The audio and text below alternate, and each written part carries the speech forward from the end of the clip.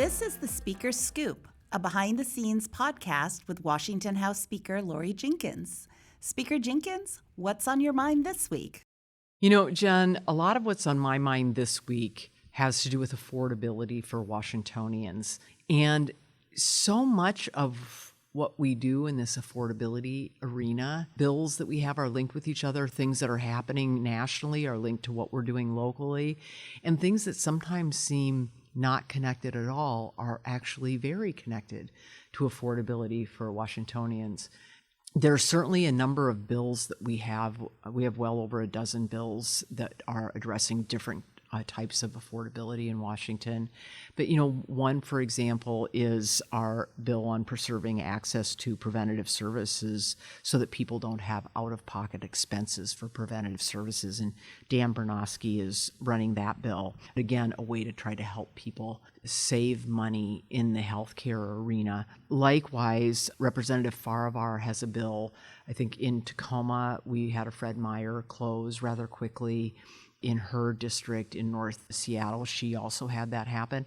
And sometimes we see with these types of closures, there are restrictions on the land and the building such that another grocery store can't open. That really hurts people's ability to access food, but it also, a bunch of people, me included, I shop for bargains in the grocery store, and sometimes I go to more than one grocery store to get a better deal. When you restrict the amount of competition, it actually elevates costs in those areas rather than decreasing costs. So Rep. Farivar's bill would get rid of those restrictions, would say that's not an okay restriction to have on that property.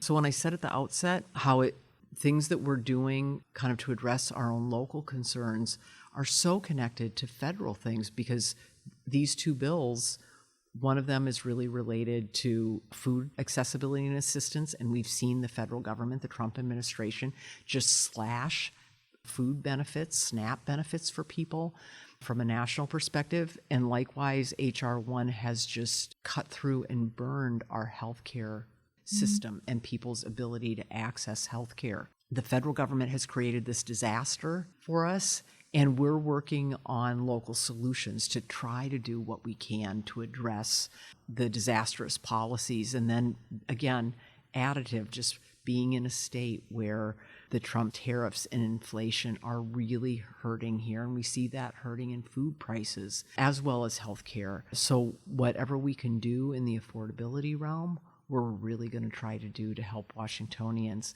But then I also kind of mentioned, this is how everything is linked.